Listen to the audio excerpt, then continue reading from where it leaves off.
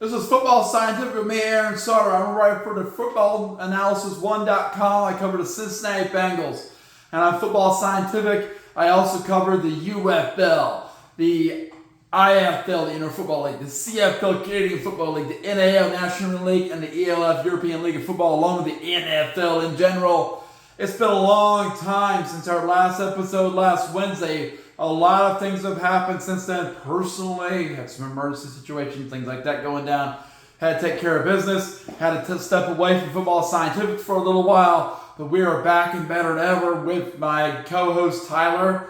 Tyler's in the house. Let's go Bengals. Let's go Tiger Cats. Let's go. Okay, so what we're going to do is we're going to spend today catching up with all the football news from the weekend. It's been crazy. There's a ton of it. We're going to go pretty fast here. So try to keep up, okay? All right, so first in the UFL, 4 games in the UFL. Kick it off last Friday night. These two defenders beat the San Antonio Brahmas 32-24, knocking us out of the playoffs. Brahmas are out of the playoffs, 1-6. These two defenders 5-2. How do they do it? Jordan Teamu, he went 19 for 24, played his best game of the year, 278 yards, 3 touchdowns. He ran the ball 5 times for 8 yards. He had an almost perfect QBR, 154.5. Definitely his best game of the year, knocking out the Brahmas. Running back Deion Jackson for defenders. Deion Jackson had 10 runs, 45 yards and a touchdown. Braylon Sanders had 1 catch, 76 yards and a touchdown.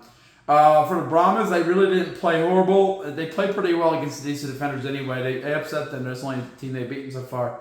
But they played pretty well until they got put away. The quarterback Kevin Hogan had his best game ever in professional football. He went 20 for 31, 230 yards, 2 touchdowns, no interceptions for a 108.3 QBR, which is a huge improvement over last week in Birmingham. He had 5 carries, 32 yards. Jashawn Corbin had a huge game of 9 carries for 109 yards for a touchdown. Jonte Kirkland had his best game of the year, 7 catches, 52 yards. Tight end Steven Stilianos had 5 catches for 46 yards and a touchdown. We just couldn't get it done. We're out. We're out of the playoffs. 3 games left. Let's get this season over with and move on to the next one. If there is a next one, the UFL, we'll see. Okay, Saturday, Michigan Panthers travel to Arlington Renegades. Crazy game. Michigan Panthers won it 25-24 in a shootout. They are now at the top of the UFL conference at 5-2, tied with Birmingham, foreshadowing.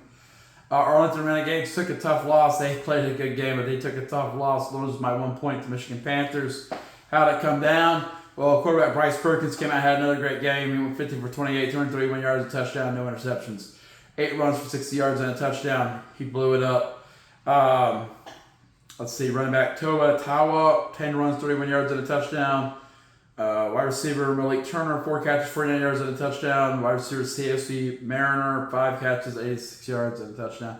If they could beat Birmingham, I think they'd be a favorite to win the UFL this year, but I don't think they can beat Birmingham. Arlington Renegades are 3-4. They're 3rd place in the XFL conference. Now they're 2 games behind the DC Defenders and St. Louis Battlehawks. I think it's about to be over for them as well. They're about to be out next week. Quarterback Luis Perez, the king of spring. He went 25 for 34, 314 yards, 2 touchdowns, interception, 121.4 QBR. That's a good game, man. Bryce Perkins only had 93 QBR, so that was good. It wasn't Luis Perez's fault. But here's the problem with the Renegades. They're a running team, and running back Dave Hunter only had 18 carries for 35 yards and no touchdowns. That's going to get you beat if you're a running team. Receiver Tyler Vaughn had 9 catches, 127 yards and touchdown. If they have to pass the ball to win the game, they're going to lose. Okay. Houston Roughnecks, Birmingham Stallions. What's interesting here, Houston Roughnecks jumped out to a 25-0 lead. Look like they're going to crush the Birmingham Stallions and really build some momentum towards a playoff spot, really kind of take over in the USFL conference. But then right before halftime, Stallions scored, make it 25-6, and then the second half, Birmingham would not let up and scored 27 unanswered points. Winning the game 33-25. Quarterback Joe McClendon for the Houston Roughnecks. He went 15 for 23, 167 yard touchdown, no interceptions, 4 runs, 8 yards, 101.2 QBR. That's a good game. Zakondre White, 9 runs, 69 yards, 2 touchdowns. Kiki Chisholm, 2 catches, 14 yards and a touchdown. They just couldn't hold on to the lead. Their defense fell apart. They started turning the ball over. They couldn't stop the bleeding. 25-6. That's Falcon-esque against the Patriots, you know. Case Cookus went for the Stallions. Went quarterback 17, 34, 999 yards, touchdown. QBR of 80 something. Not great. Jamar Smith, the eternal Jamar Smith came in. Went 3 for 5, 63 yards, and helped put them over the top to win this game. Everyone loves Jamar Smith in Birmingham. Ooh, Jamar Smith. Everyone else loves him. Okay. Birmingham wins. They're 5-2. They're tied with the Michigan Panthers. Houston Roughnecks are pretty much a game away from being put out. And it's going to be Stallions and Panthers again. UFL Conference Championship. Last game, St. Louis Battlehawks. This is what officially put out the San Antonio Brahmas. St. Louis Battlehawks beat the Memphis Showboats 19-9. They're now 5-2, knocking the Brahmas out of playoff contention.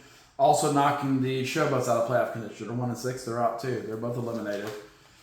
But 3 weeks left in the season. Quarterback Max Duggan went 50 for 23, 158 yards, 1 touchdown, 1 interception, 81.4 QBR, 10 runs, 57 yards and a touchdown. It's pretty good.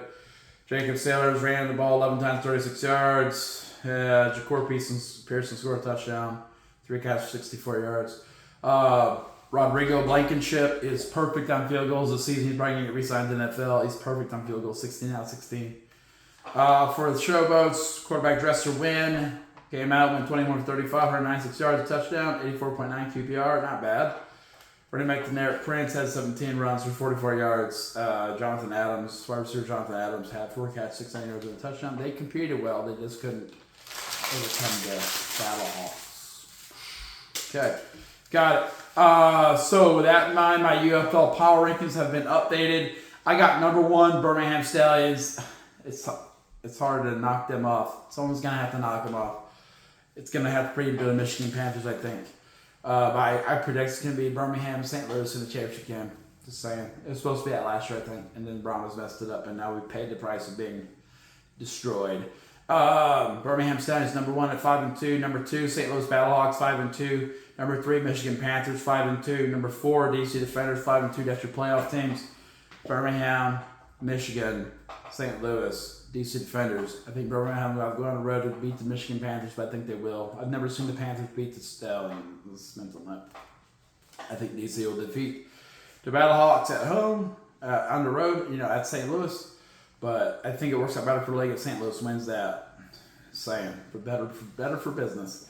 Houston Roughnecks are at number 5, 3-4. Their game away, a loss away from getting put out.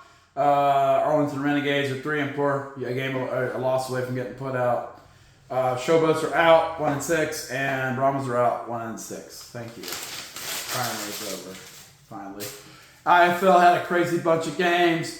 Saturday, Quad City Steamwheelers played the Green Bay Blizzard and got upset. But when they finally got a loss on their schedule, Green Bay Blizzard won that game 47-25.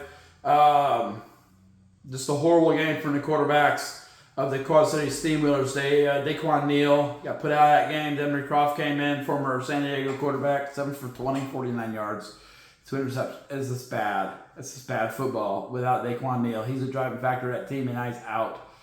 And Max Myler, who is the driving factor of Green Bay Blizzard, had a much better game. 13 for 24, 144 yards, 3 touchdowns, 1 interceptions, 4 runs, 31 yards, and a touchdown. Green Bay Blizzard put out Daquan Neal and took advantage and got the win. Boop. That's a huge upset for them. That puts them back near the top of the Eastern Conference like where they were before.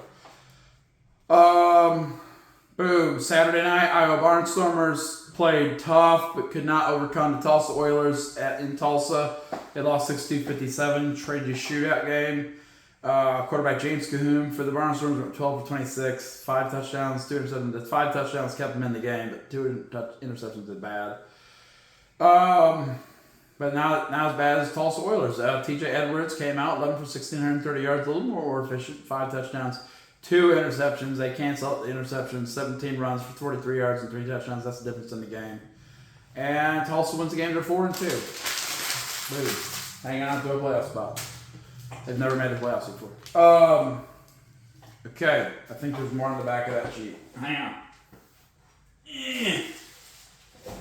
I put them on my other sheet too early. All right, Bay Area Panthers. They had a chance but came up short against the Arizona Rattlers. Rattlers could not get beat twice in a row.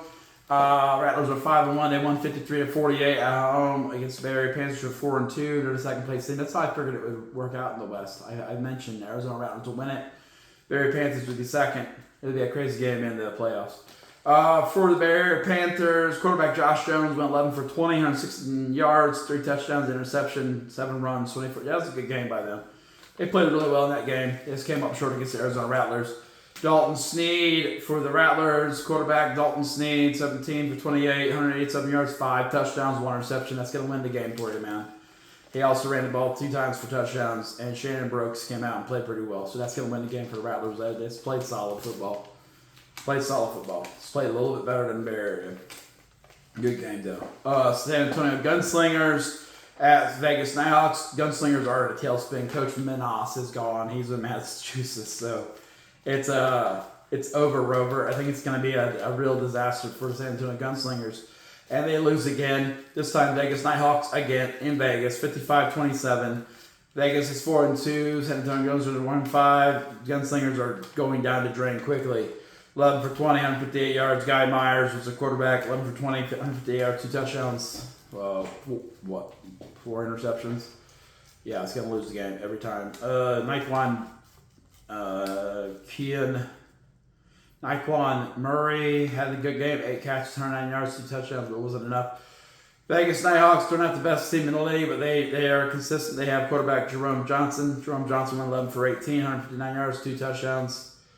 No interceptions, 14 runs, 91 yards, 2 touchdowns. He did just enough to win the game, honestly. Antonio Wimbush, 15 runs, 81 yards, 4 touchdowns. That's the difference in the game. Vegas wins 55-27. Boom. Massachusetts Pirates, Tucson Sugar Skulls with Coach Menas doesn't help. Massachusetts Pirates go on the road. They are usually bad on the road, and they take a loss to the Tucson Sugar Skulls, who've won 2 games in a row now. 47-26. Tucson Sugar Skulls win the game at home. Quarterback Kenji Bahar for Pirates is stinking up the place. 9 for 28, 105 yards, 1 interception, no touchdowns. He ran the ball 4 times for 20 yards and 2 touchdowns, but this is such a bad quarterback. Really disappointing. Puka Williams came out, ran the ball 15 times, 107 yards and 2 touchdowns, but they're a disappointing team. They're not good. Tucson Sugar Skulls getting better. Quarterback Jorge Reyna went 9 for 14, 104 yards, 2 touchdowns, 2 interceptions, but Pirates couldn't make him pay for it. He had 7 runs for 34 yards. Jameis Williams for them, their running back, had 18 carries for 87 yards and 3 touchdowns. That puts you over the top. Last game, the Arizona Wranglers traveled to the San Diego Strike Force, and predictably, Strike Force played solid, but not great. They played a little sloppy. Watch that game. The stats were not posted, so I can't tell you exact stats, but I can tell you that San Diego Strike Force, they didn't play a perfect game. They played pretty well, but they play down in Northern Arizona. But either way, the San Diego Strike Force wins 40-29 at home, and knocking the Northern Arizona Wranglers down to 0-6. Boom. So with that in mind, here's my new IFL power rankings. First, back in number 1 is Arizona Rattlers, 5-1. They've reclaimed the top spot. Number 2, close behind is Bay Area Panthers. Number 3, Quad City Steamwheelers. They lost. They got the Quan Neal out, so I'm not sure what they're going to do. They might be tumbling down the power rankings too soon. They were number 1 last week. They might be a tumbling, but you get a major injury like that, it could be the kiss of death.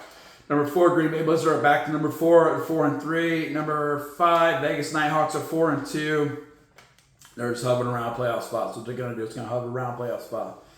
Number 6, Tulsa Oilers are 4-2. They're hovering around a playoff spot as well. Number 7, Jacksonville Sharks, 4-2. They would have a playoff spot. They didn't play this week though, but they would have a playoff spot. They'd be the last team in the East to get in the playoffs.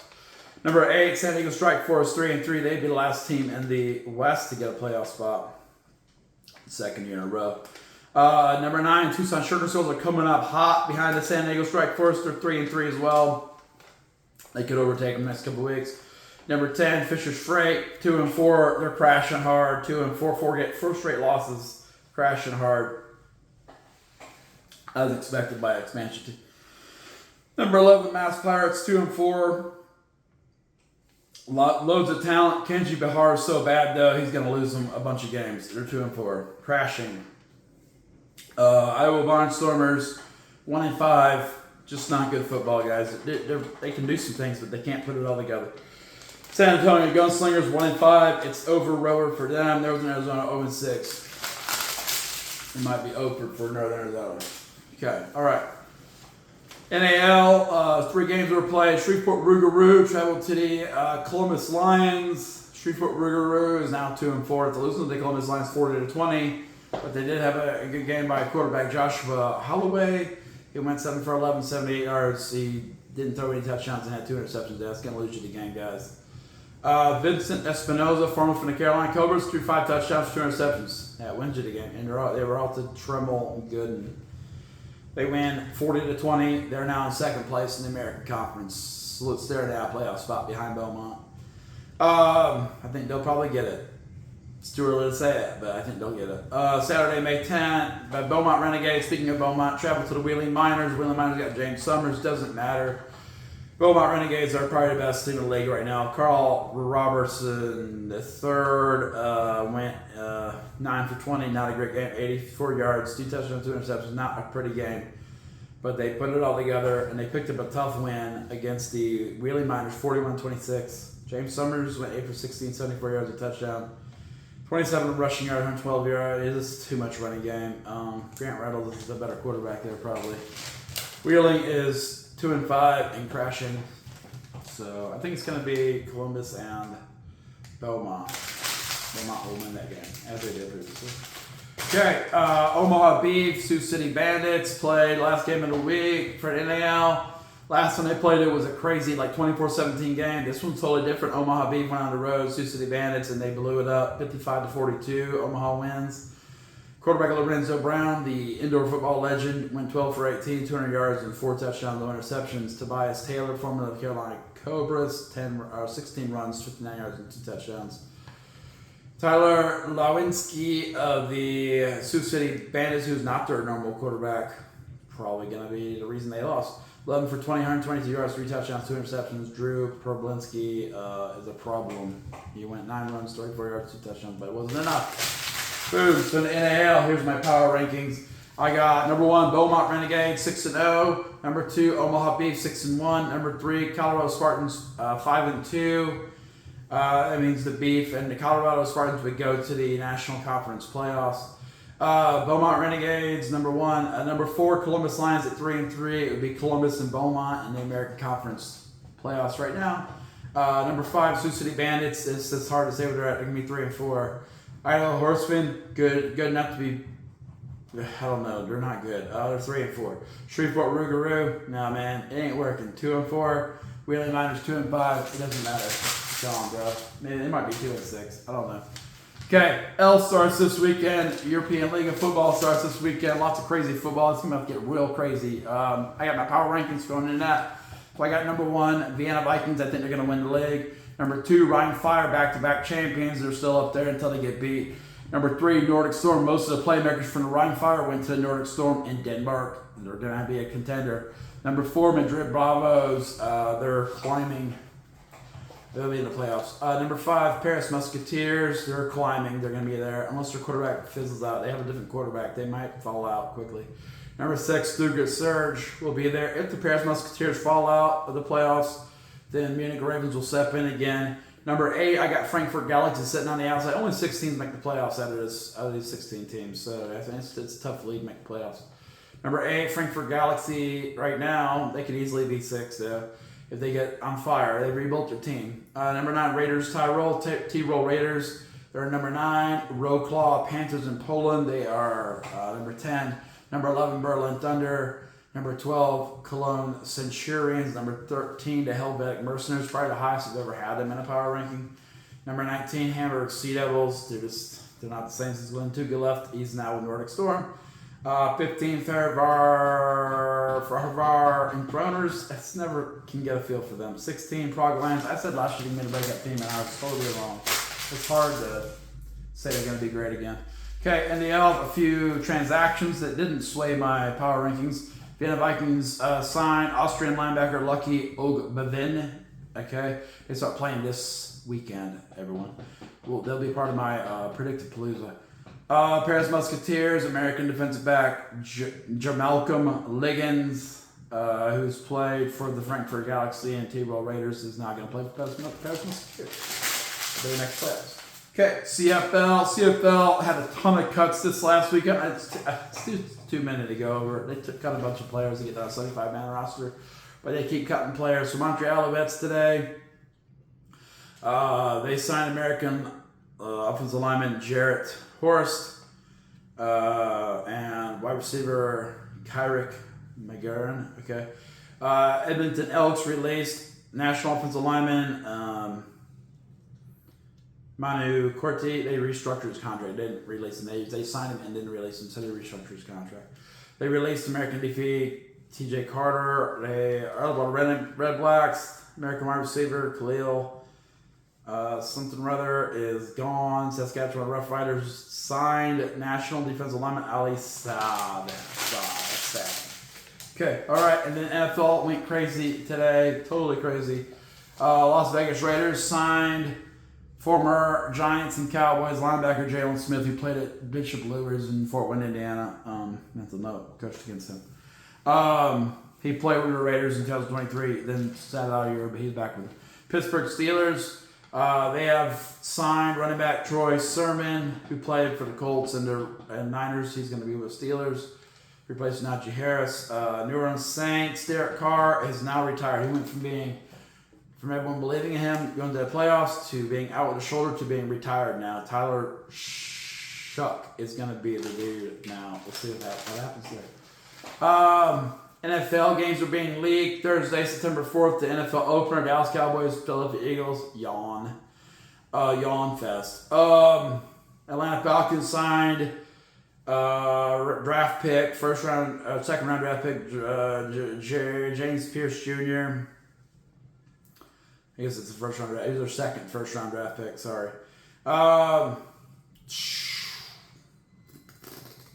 Yeah. Cincinnati Bengals, let's keep botching this thing with Trey Hendrickson.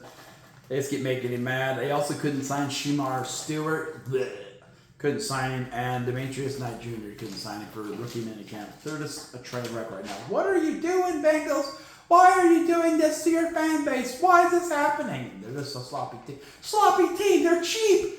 They're cheap. Yeah, they're cheap. Okay. All right. We already know that. Okay. Cleveland Browns. They have placed linebacker Jeremiah Usu-Koroway on the PUP list. He's out in 2025. Seattle Seahawks, they signed first-round draft pick Ray Zabel, 4 years, fully guaranteed, $18.471 million on his rookie contract. Boom. On Fox, on December 20th, you're going to have Philadelphia Eagles, the Washington Commanders, Green Bay Packers, and Chicago Bears playing December 20th. Okay, Baltimore Ravens.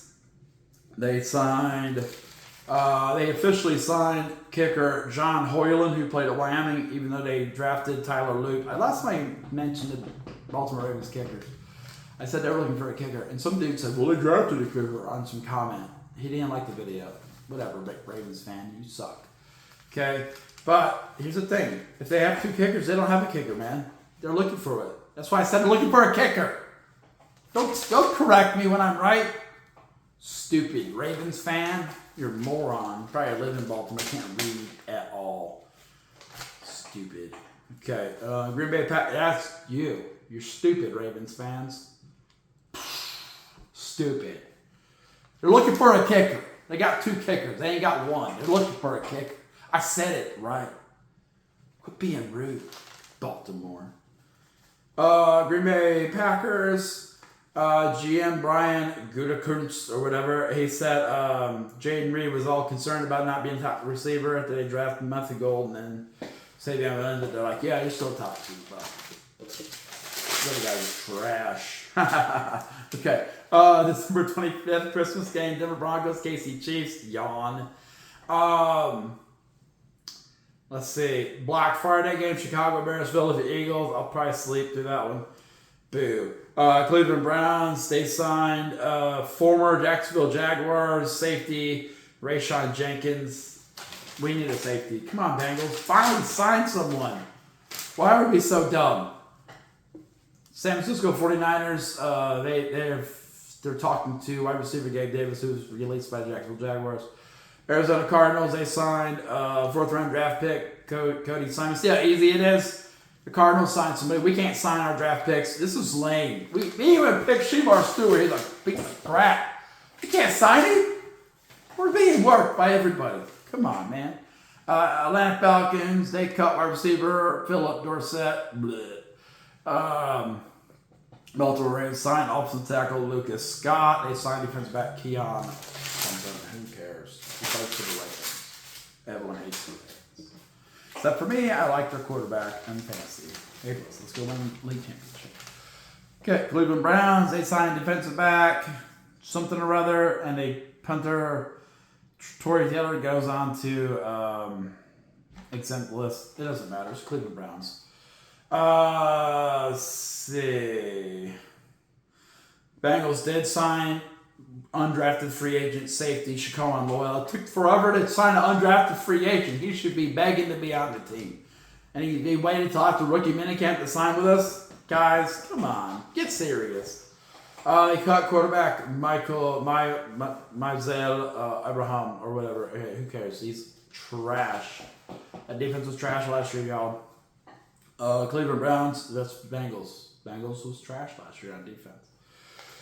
Cleveland Browns signed wide receiver Luke Florian or whatever. Wide receiver Keyshawn Johnson, not Keyshawn. Wide receiver Cade McGrady, and they signed safety Demonte Casey. That's Casey, man.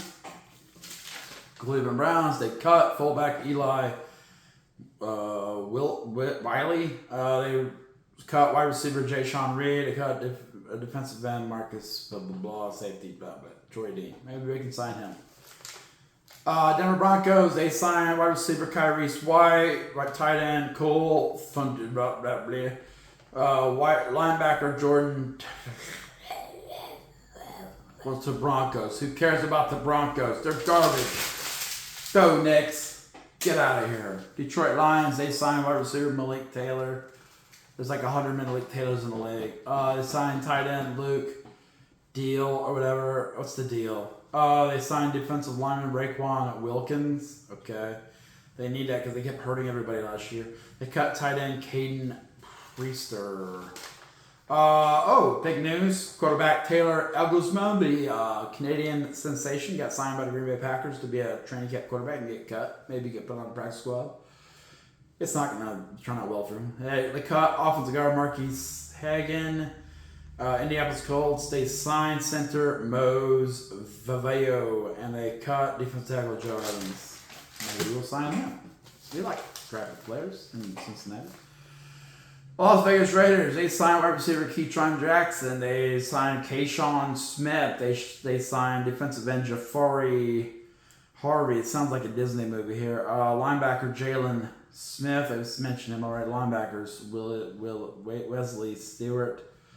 Safety Jonathan Sutherfield. These are all Ravens. Who's been cut? Former Hamilton Tigercats wide receiver Tyreek McAllister. Go back to Hamilton. Let's go. We need a return man.